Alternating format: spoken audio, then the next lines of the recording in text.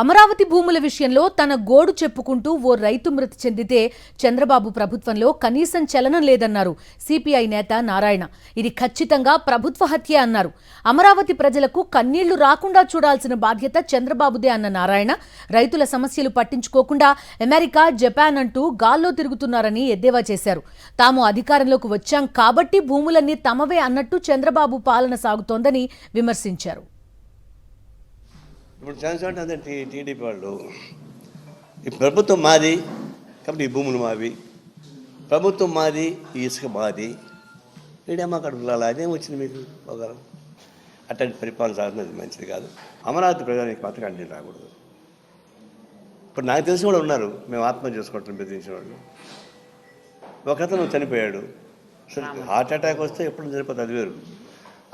ఆయన బాధని చెప్తూ చనిపోయాడు. అది ప్రభుత్వ హత్య కాదు. అది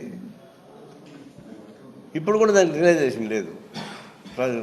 ఫస్ట్ ప్రయారిటీ దీని మీద కూడా ఏ ఏజ్ అంటాడు, విశాఖ అంటాడు, ఇంకోటి అంటాడు, అమెరికా అంటాడు, జపాన్ అంటాడు. ఇప్పుడు గాలిలో తిరుగుతున్నాడు.